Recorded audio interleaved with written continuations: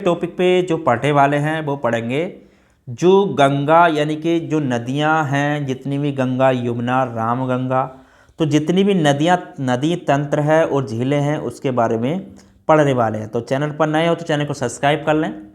तो आज शुरुआत करने वाले हैं नदियों के बारे में। तो उत्तर प्रदेश की नदियों को जो शुरुआत करेंगे और झीलों की, यहाँ पर आर्द्र भूमि की। तो यहाँ पर जो मोस्ट क्वेश्चन बनते हैं वो सारे इसमें आपके लगभग कवर इसमें हो जाएंगे। तो देखिए शुरुआत करते हैं। उससे पहले मैं, अगर आपने अभी तक चैनल को सब्सक्राइब नहीं किया, सब्सक्राइब कर लीजिए। और इससे पिछली क्लास नहीं देखी है तो नीचे डिस्क्रिप्शन में लिंक दिया हुआ है, वहाँ से जाके आप देख सकते हैं। तो देखिए यहाँ पे अगर बात की जाए नदियों की, तो उत्तर प्रदेश में अगर बात करूँ, देखिए उद्गम स्रोत के आधार पर उत्तर प्रदेश की नदियों को दो भागों में बांटा गया। ठीक है, तो यहाँ पर एक पॉइंट नोट कर लेना, उद्गम स्रोत के आधार पर। ठीक है, उद्गम स्रोत के आधार पर नदियों को दो भागों में बांटा गया। ठीक है, आधार पर उत्तर प्रदेश की नदियों को दो भागों में बांटा गया। तो यहाँ पर इस चीज़ को नोट करते चलना पहले, पर उत्तर प्रदेश की नदियों को दो भागों में बांटा गया है। तो यहाँ पर इस चीज़ को भी नोट कर लें पहले, उत्तर प्रदेश की नदियों को दो भागों में बांटा गया है। अब कौन कौन सी भाग हैं उसके बारे में चर्चा करेंगे। दो मुख्य भागों में बांटा गया है। तो इसको अगर नोट करते चलेंगे तो यहाँ से आपको समझने में आसानी रहेगी। ठीक है, भागों में विभाजित किया गया है। ठीक है, अब कौन कौन से भाग हैं वो भी आगे चर्चा करेंगे। और जितने भी क्वेश्चन देखिए इसमें आपके बनते होंगे सारे इसमें आपके कवर हो जाएंगे। ठीक है, तो पहला आता है इसमें आपका प्रथम और द्वितीय की बात। तो देखिए पहले की अगर बात करें, यहाँ पर प्रथम की कौन सी भाग है जिसमें विभाजित किया गया है, तो उसमें आते हैं ऐसी नदियां जिनका उद्गम स्रोत प्रदेश से बाहर है। ठीक है, तो ऐसी नदियां पहले उसमें बात करेंगे हम। प्रथम में ऐसी नदियां जिनका उद्गम स्रोत प्रदेश से बाहर है। ठीक है, यानी कि उत्तर प्रदेश से बाहर हुआ है। नदियां जिनका उद्गम स्रोत प्रदेश से बाहर है। ठीक है, उद्गम स्रोत प्रदेश से बाहर है। यहाँ पर नोट क्यों करा रहा हूँ, क्योंकि आपको पता लगता रहेगा उससे कौन कौन सी नदियाँ जो अपने प्रदेश से नहीं निकलती हैं। ठीक है, तो यहाँ पर इस चीज़ को नोट करते चलना। ठीक है, तो उसमें कौन कौन सी नदियाँ आती हैं, देखिए इसमें आती है आपकी, जैसे आपकी गंगा हो गई। ठीक है, वो आपको मैं बताऊँगा कहाँ से कौन सी नदियाँ मिलती है बाद में। गंगा, यमुना, ठीक है, यमुना हो गई आपकी, चंबल हो गई, चंबल। उसके बाद आपकी घाघरा आती है, घाघरा। और आपकी क्या आती है फिर, गंडक आती है। उसके बाद देखिए ये तो हो गई आपकी जो प्रदेश से बाहर इनका उद्गम स्थान है। ठीक है, तो यहाँ पर दूसरी बात करेंगे, जो द्वितीय भाग में जो बांटा गया है उसकी बात कर लेते हैं, जो प्रदेश के अंदर से निकलती हैं। ठीक है, दूसरे भाग की बात करेंगे जो यहाँ से अपने प्रदेश से निकलती हैं। ठीक है, तो इसमें बात करेंगे ऐसी नदियाँ का उद्गम स्रोत जो प्रदेश के विभिन्न जिलों से निकलती हैं। ठीक है, ऐसी नदियाँ जो प्रदेश के जिलों से निकलती हैं। ठीक है, नदियाँ जो प्रदेश के जिलों से निकलती हैं, प्रदेश के जिलों से निकलती हैं, तो उनको भी नोट करते चलेंगे। तो कौन कौन सी नदियां हैं, देखिए उसमें पहले नंबर पर आती है आपकी गोमती। ठीक है, गोमती हो गई। उसके बाद है आपका वरुणा। ठीक है, वरुणा। और आपकी पांडु, वरुणा, पांडु, सई एवं ईशान। तो ये नदियां हैं जो उत्तर प्रदेश के विभिन्न जिलों से निकलती हैं। ठीक है, तो इसी आधार पर हम आगे चर्चा करेंगे कौन सी नदी किस में मिलती है। ठीक है, तो जबकि देखिए भूभौतिक या उद्गम स्रोत के आधार पर नदियों की 3 उप विभागों में भी विभाजित किया गया है। ठीक है, यथा हिमालय से निकलने वाली नदियाँ, गंगा के मैदानी भाग से निकलने वाली नदियाँ, प्रायद्वीपीय पठार से निकलने वाली नदियाँ। तो यहाँ पर अगर बात करूँ, नदियों में 3 उप विभागों में विभाजित किया गया है। ठीक है, तो यहाँ पर अगर बात करूँ भूभौतिक या उद्गम के आधार पर, तो इन्हें भी आपका 3 उसमें बांटा गया है। ठीक है, किस में बांटा गया है, नदियों को 3 उपविभागों में बांटा गया। यहाँ पे अगर बात की जाए नदियों को 3, तो यहाँ पे बात करेंगे नदियों को 3 उपविभागों में बांटा गया है। ठीक है, तीन उपविभागों में बांटा गया। कौन कौन से होते हैं उसमें बात करेंगे। उपविभागों में बांटा गया है, उपविभागों में बांटा गया है। तो कौन कौन से हैं उसको बता लें। देखिए यहाँ पर नोट करते चलें इस चीज़ को। तो पहले इसमें आता है आपका यथा हिमालय से निकलने वाली नदियाँ। ठीक है, यो आपकी यानी कि हिमालय से निकलने वाली नदियाँ, यथा हिमालय से निकलने वाली नदियाँ। ठीक है, हिमालय से निकलने वाली नदियाँ। तो पहले इसमें ये आ जाती हैं। दूसरे में जो आती हैं वो आती हैं नदियाँ गंगा मैदानी भाग में से निकलने वाली नदियाँ। ठीक है, दूसरे में आती हैं गंगा के मैदानी भाग से निकलने वाली नदियाँ, गंगा के मैदानी भाग से निकलने वाली नदियाँ। ठीक है, भाग से निकलने वाली नदियाँ। तो दूसरे भाग में ये आती हैं। तीसरे में जो आती है आपकी वो आती हैं प्रायद्वीपीय पठार से निकलने वाली नदियाँ। ठीक है, प्रायद्वीपीय पठार से निकलने वाली नदियाँ, प्रायद्वीपीय पठार से निकलने वाली नदियाँ। ठीक है, तो 3 भागों में इसको बांटा गया है। अब यहाँ पे बात करेंगे कौन कौन सी नदियाँ कहाँ से निकलती है, तो किस में मिलती है, उसकी आगे चर्चा करेंगे। ठीक है, तो सारे को बताऊंगा एक एक करके। तो इसमें पहले ये आपको इसलिए कराया मैंने ताकि आपको आसानी रहे समझने में। ठीक है, तो ये ऊपर जो बताई है मैंने प्रदेश के बाहर से इनका उद्गम स्थल है, और द्वितीय श्रेणी में ऐसी नदियाँ जो उत्तर प्रदेश में ही निकलती हैं। ठीक है, तो देखिए यहाँ पे हम बात करेंगे उत्तर प्रदेश नदी तंत्र की। अगर बात करूँ अगले उसमें, तो यहाँ पे बात करने वाले हैं उत्तर प्रदेश नदी तंत्र की। तो यहाँ पे बात करेंगे उत्तर प्रदेश नदी तंत्र, उत्तर प्रदेश नदी तंत्र। तो उत्तर प्रदेश में नदी तंत्र कैसे फैला हुआ है उसके बारे में यहाँ पर चर्चा करने वाले हैं। ठीक है, तो इस क्लास को देखते रहना, आप वीडियो को पॉज करके देख सकते हैं। तो सबसे पहले देखिए यहाँ पे अगर मैं बात करूँ जो निकलती है गंगा से पहले यमुना नदी की बात करते हैं। ठीक है, तो देखिए यहाँ पे एक चीज़ मैं आपको यहाँ पे बता दूँ, उत्तर प्रदेश में जो प्रवाहित होने वाली सबसे लंबी नदी है वो आपकी क्या है, गंगा ही है। ठीक है, तो गंगा है। उससे पहले यहाँ पे देखिए जो गंगा नदी है, अगर यहाँ पे बात की जाए गंगा नदी की, तो गंगा नदी आपकी यहाँ से निकली। ठीक है, गंगा नदी, तो यहाँ पर आपकी गंगा नदी जो आती है, तो गंगा नदी उत्तर प्रदेश में प्रभावित होने वाली सबसे लंबी नदी गंगा है। ठीक है, जो इसकी लंबाई है, अगर गंगा की बात करूँ ये आपकी क्या हो गई, गंगा, जो इसकी लंबाई है तो जो उत्तर प्रदेश में है वो लगभग 1100 किलोमीटर है। ठीक है, कितनी है आपकी, लगभग 1100 किलोमीटर इसकी लंबाई है। ठीक है, इसका जो उद्गम स्रोत की अगर बात करूं तो ये उद्गम स्रोत क्या है गंगा का, यहाँ पे अगर बात की जाए तो उद्गम स्रोत क्या है इसका, गोमुख हिमनद। ठीक है, गंगोत्री हिमनद। तो गंगोत्री हिमनद इसका क्या है, गोमुख जिसे बोलते हैं, स्रोत क्या है, गोमुख, यानी कि गंगोत्री हिमनद इसका मुख्य स्रोत है, मुख्य नद है। ठीक है, गंगोत्री हिमनद से ही आपकी निकलती है, हिमनद हो गया। उसके बाद देखिए गंगा नदी उत्तर प्रदेश में जो प्रवेश करती है वह कहाँ पर करती है, बिजनौर जिले में प्रवेश करती है। ठीक है, कहाँ से प्रवेश करती है, आपकी बिजनौर जिले से ही आपकी प्रवेश करती है।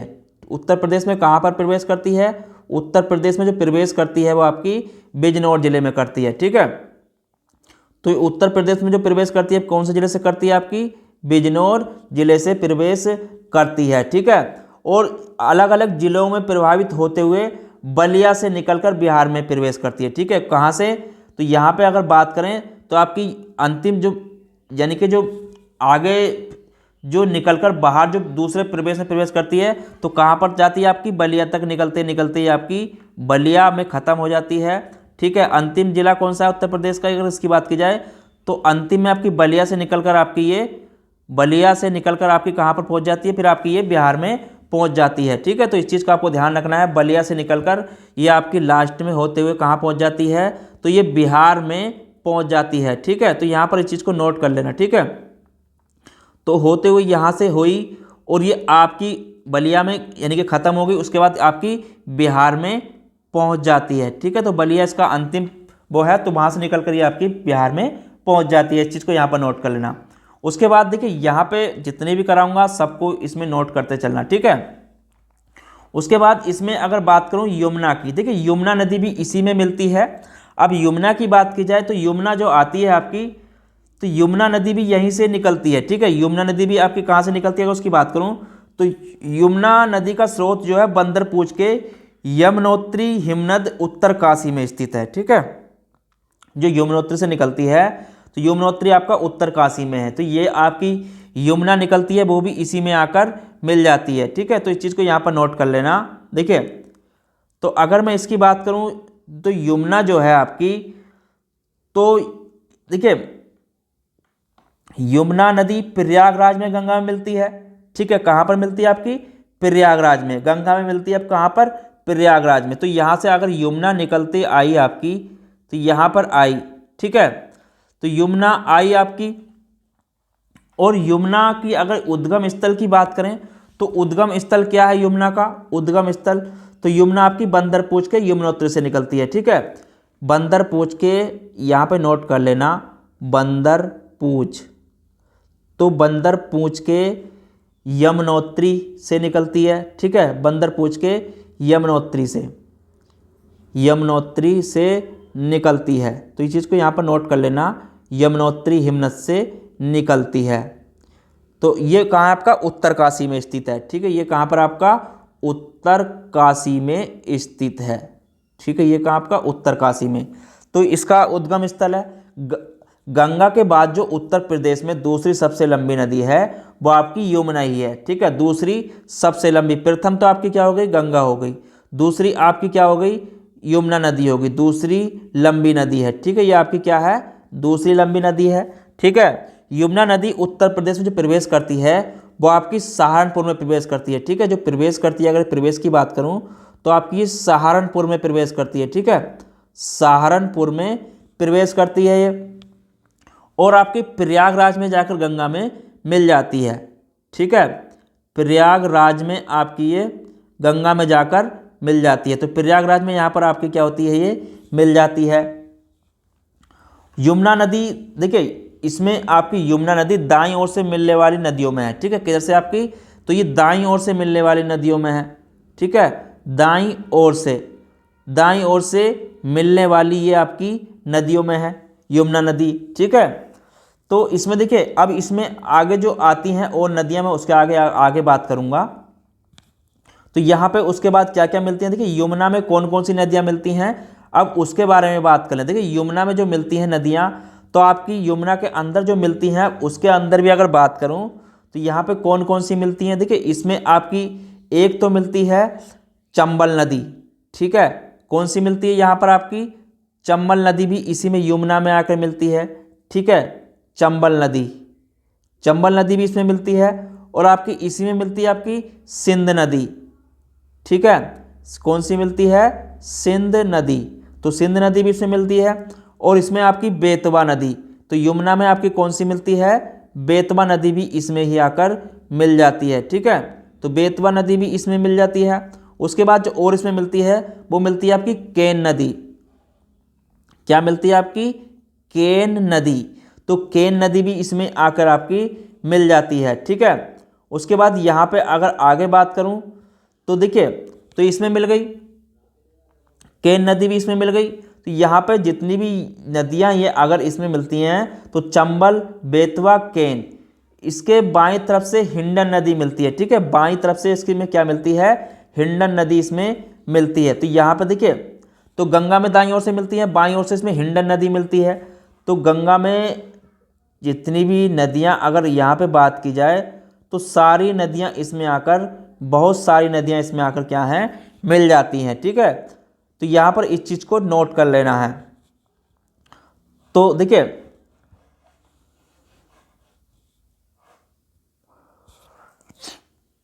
चलिए आगे देखिए, तो ये हो गया। देखिए गंगा, और गंगा में क्या क्या नदी मिलती है अगर उसकी बात करूँ, देखिए गंगा में एक आपकी राम गंगा नदी भी गंगा में, इसमें गंगा नदी में ही मिलती है। ठीक है, कौन सी आपकी राम गंगा नदी भी आपकी इसमें ही मिलती है। ठीक है, राम गंगा नदी भी इसमें आपकी मिल जाती है, राम गंगा। तो इसको भी यहाँ पर नोट कर लेना, राम गंगा नदी भी आपकी इसमें ही मिल जाती है। और इसमें आपकी क्या मिलती है, गोमती नदी भी इसमें मिल जाती है। ठीक है, गंगा में ही आपकी क्या मिलती है, गोमती नदी। तो यहाँ पर गोमती नदी भी कहाँ पर मिलती है, आपकी गंगा में ही मिल जाती है, गोमती नदी। तो इस चीज़ को भी यहाँ पर नोट कर लेना। ठीक है, और आपकी गंगा में टोंस नदी भी मिलती है। ठीक है, क्या मिलती है आपकी, टोंस नदी भी आपकी गंगा में ही मिल जाती है, टोंस नदी। तो इस चीज़ को भी यहाँ पर नोट कर लेना। उसके बाद देखिए, उसके बाद आगे बात करेंगे कौन कौन सी नदी इसमें और मिलती हैं। तो गोमती नदी भी हो गया जो गंगा में मिलती है। और गंगा निकलते निकलते जब आगे पहुँचती है तो इसमें कौन कौन सी नदियाँ और मिल जाती है। देखिए इसमें आती है फिर आपकी शारदा नदी। तो यहाँ पे जो गंगा मिलती है आपकी गोमती हो गया ये, तो इसमें आती है आपकी शारदा नदी। ठीक है, गोमती की अगर बात करूं तो गोमता के बाद इसमें आती है आपकी शारदा नदी, जो आती है वो भी गंगा में ही मिलती है। ठीक है, जो शारदा नदी है अगर उसकी बात की जाए तो शारदा नदी इसमें निकलती है आपकी यहाँ से। ठीक है, शारदा नदी, तो शारदा में आपकी जो मिलती हैं, देखिए शारदा नदी निकली तो गंगा मिलती है, शारदा के अंदर जो मिलती हैं आपकी घाघरा नदी मिलती है, घाघरा नदी।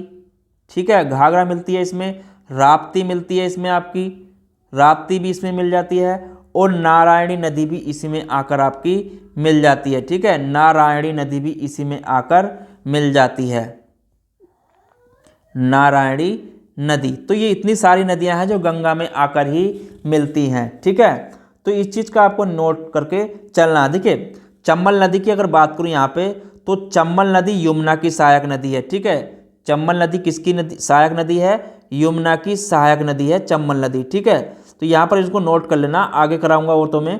तो ये आपकी यमुना की सहायक नदी है, यमुना की सहायक नदी है। और रामगंगा की बात करूं तो रामगंगा गंगा नदी की सहायक नदी है। ठीक है, तो यहाँ पर मैंने आपको बताया था रामगंगा गंगा की सहायक नदी है। ठीक है, देखिए चंबल नदी का उद्गम स्थल की बात करूं तो आपके ये मध्य प्रदेश के जो निकलती है उद्गम, माहू जनापाप पहाड़ी मध्य प्रदेश से इसका होता है। कहाँ से निकलती है आपकी ये, मध्य प्रदेश में से। ठीक है, मध्य प्रदेश के महू जनापाप पहाड़ी मध्य प्रदेश से होता है। इसकी सहायक नदियाँ जो हैं तो काली, सिंध और बनास हैं। ठीक है, तो वो आगे बताऊंगा, मैं केवल इसमें आपको उत्तर प्रदेश के ही बात कर रहा हूँ। ठीक है, तो ये जो मिलती है वो आपकी इटावा में आकर मिल जाती है। कहाँ पर मिलती है, इटावा में मिल जाती है।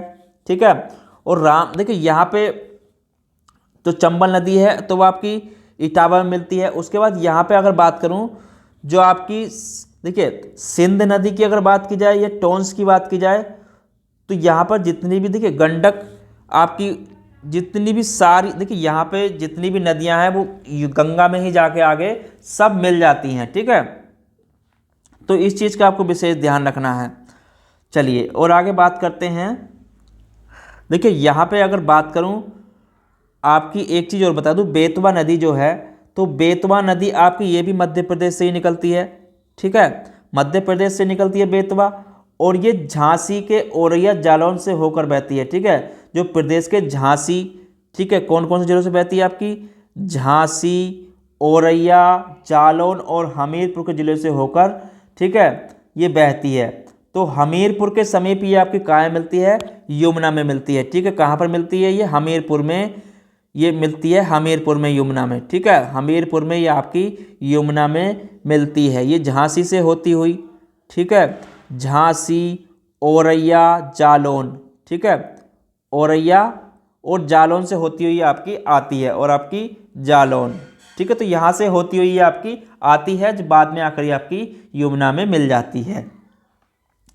चलिए टेंस की बात करूँ तो टोंस जो है आपकी, ये भी आपकी मध्य प्रदेश से निकलती है। ठीक है, कहाँ से निकलती है आपकी, मध्य प्रदेश से निकलती है। और ये गंगा की सहायक नदी है। ठीक है, ये किसकी है, तो ये गंगा की सहायक नदी है। ठीक है, गंगा की सहायक नदी है, तो ये गंगा की सहायक नदी है। और ये आपकी प्रयागराज में गंगा मिलती है। कहाँ पर मिलती है आपकी? प्रयागराज में ही आपकी गंगा में मिलती है। ठीक है, तो इस चीज़ को भी आपको नोट करना है, ये भी आपकी प्रयागराज में ही आपकी गंगा में मिलती है। ठीक है, तो इस चीज़ का आपको ध्यान रखना है। चलिए, इसमें और इतना कुछ खास नहीं है आपको बताने के लिए, और मैं आपको आगे कराऊंगा कि इसकी प्रमुख नदियों के किनारे कौन कौन से शहर बसे हुए हैं। ठीक है, तो यहाँ पे बात कर लेते हैं प्रमुख शहरों की भी जो इन नदियों के किनारे बसे हुए हैं। ठीक है, उनको भी नोट करते चलना। तो यहाँ पे बात करते हैं जो प्रमुख शहर हैं और उनके स्थान है। तो गंगा के किनारे की अगर बात करूँ, गंगा के किनारे कौन कौन से शहर बसे हुए हैं, तो शहरों की बात की जाए तो शहर जो है यहाँ पर अगर बात की जाए तो गंगा किनारे नदियों के किनारे बसे हुए शहर। ठीक है, तो यहाँ पर बात कर लेते हैं, क्वेश्चन पूछ लेता है नदियों के किनारे शहर। तो नदियों के किनारे शहर की अगर बात की जाए तो कौन कौन से आते हैं, तो पहले बात करते हैं हम गंगा की। तो गंगा के किनारे कौन कौन से शहर हैं उसकी बात करते हैं। गंगा किनारे जो आपका एक शेरपुर है बलिया में। ठीक है, शेरपुर बलिया में है। ठीक है, ये कहाँ पर है आपका? बलिया में। उसके बाद इसमें है गाजीपुर। ठीक है, गाजीपुर आपका गंगा किनारे बसा हुआ है। गाजीपुर, वाराणसी, तो इन चीज़ों को नोट करते चलना, वाराणसी। उसके बाद यहाँ पर मिर्ज़ापुर। ठीक है, मिर्ज़ापुर, मिर्ज़ापुर हो गया। प्रयागराज, प्रयागराज। ठीक है, देखिए रिंगबेरपुर है एक, रिंगबेरपुर, तो इसको भी यहाँ पर नोट कर लेना, रिंगबेरपुर, तो इसको भी नोट कर लेना यहाँ पर, रिंगबेरपुर। तो ये रिंगबेरपुर कहाँ पर है आपका? ये प्रयागराज में ही पड़ता है। ठीक है, प्रयागराज में ही आपका पड़ता है। उसके बाद कालांकर, कालांकर आपका कहाँ पर है? प्रतापगढ़ में। ठीक है, कालांकर, कालांकर, तो कालांकर आपका प्रतापगढ़ में है। ठीक है, प्रतापगढ़ ये भी गंगा किनारे बसा हुआ है। उसका डालमऊ, उसके बाद है आपका डालमऊ, तो डालमऊ कौन सा में है आपका? रायबरेली। ठीक है, रायबरेली, तो ये आपका गंगा किनारे बसा हुआ है। उसके बाद बक्सर यानी कि उन्नाव, बक्सर, बक्सर ये आपका उन्नाव में है, ये भी गंगा के किनारे बसा हुआ है। ठीक है, उसके बाद कामपिल्य, फर्रुखाबाद, तो इन चीज़ों को नोट करते चलना, ये नाम भी पूछ लेता है। ठीक है, कामपिल्य, फर्रुखाबाद, फर्रुखाबाद ये भी आपका गंगा किनारे बसा हुआ है। कानपुर, कानपुर, बेठूर, बेठूर, फतेहगढ़, फतेहगढ़, फतेहगढ़ कहाँ आपका? फर्रुखाबाद में। ठीक है, फतेहगढ़, फर्रुखाबाद, फर्रुखाबाद। ठीक है, बदायूं, बदायूं आपका गंगा किनारे बसा हुआ है। बदायूं हो गया। कन्नौज हो गया, कन्नौज आपका अनूप शहर यानी कि बुलंदशहर, अनूप शहर, अनूप शहर, तो बुलंदशहर में है ये आपका बुलंदशहर, तो ये भी गंगा किनारे बसा हुआ है। गढ़मुक्तेश्वर पड़ता है आपका हापुड़ में। ठीक है, गढ़मुक्तेश्वर,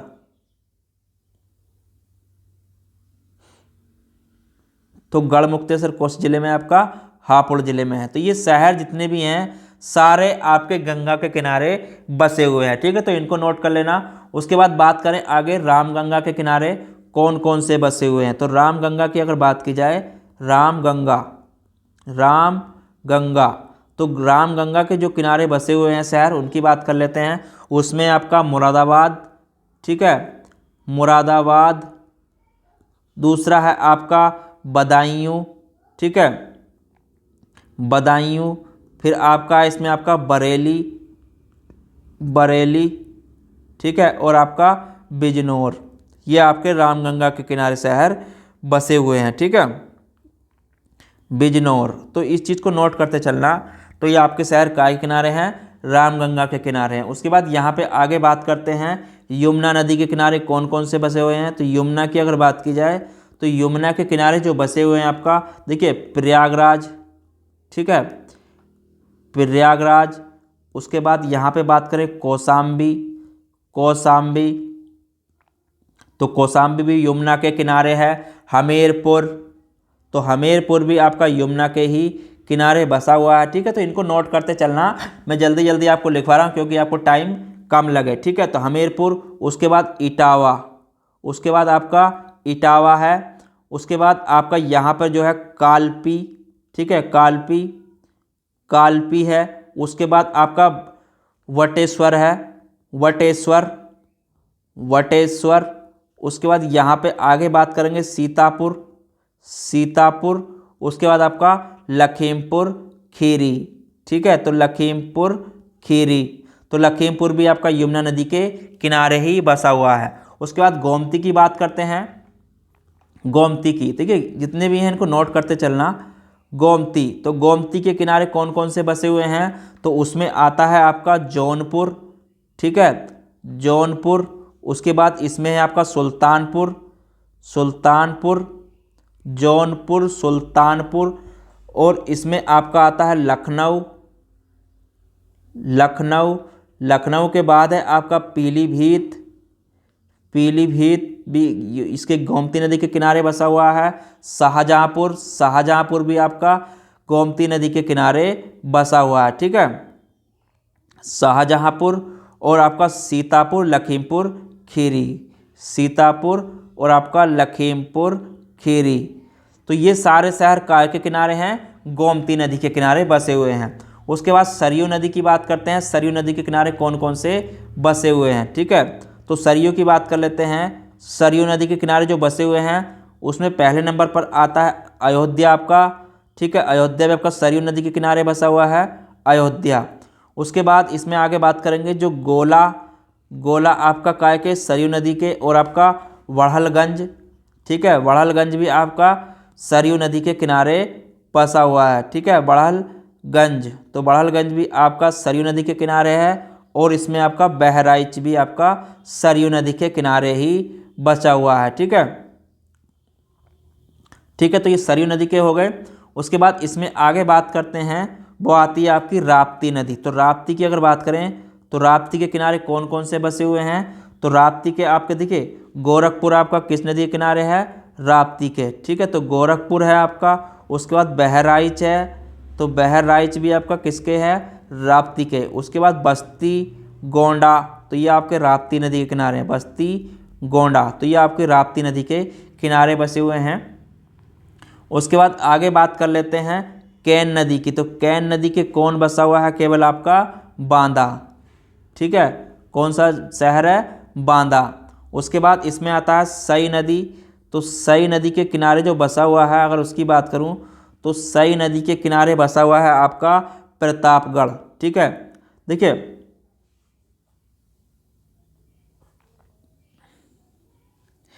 सई नदी के आपके कौन सा है, प्रतापगढ़। तो प्रतापगढ़ आपका सई नदी के किनारे बसा हुआ है। और बेतवा नदी की अगर बात करूं, बेतवा, तो बेतवा नदी के किनारे कौन सा बसा हुआ है, तो बेतवा के नदी के किनारे बसा हुआ आपका हमीरपुर, ठीक है, हमीरपुर। उसके बाद यहाँ पे अगर बात करें सोन नदी की, तो सोन नदी के किनारे कौन सा शहर है, सोन नदी। तो सोन की अगर बात की जाए तो इसमें है आपका सोनभद्र, ठीक है, क्या आपका सोनभद्र।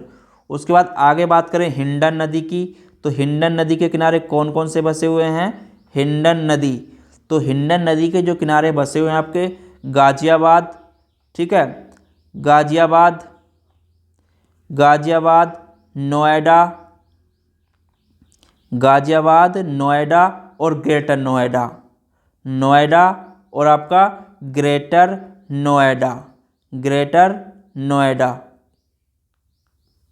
तो इन चीज़ को नोट कर लेना, ग्रेटर नोएडा। तो ये शहर हिंड नदी के किनारे बसे हुए हैं, ठीक है। तो ये मैंने आपको करा दिया। देखिए यहाँ पे जितना भी आपको बताना था वो मैंने आपको सारा इसमें लगभग करा दिया है। तो कल के टॉपिक में जो मैं कराऊंगा इसमें आपको वो झीलों से संबंधित कराऊंगा, ठीक है। तो कल के टॉपिक में झीलें रहेंगी हमारी, आज के टॉपिक में मैं इतना ही, ठीक है। तो चैनल पर नए हो तो चैनल को सब्सक्राइब कर लें और बेल आइकन को भी प्रेस कर लें। वीडियो अच्छी लगी हो तो लाइक ज़रूर करें। धन्यवाद।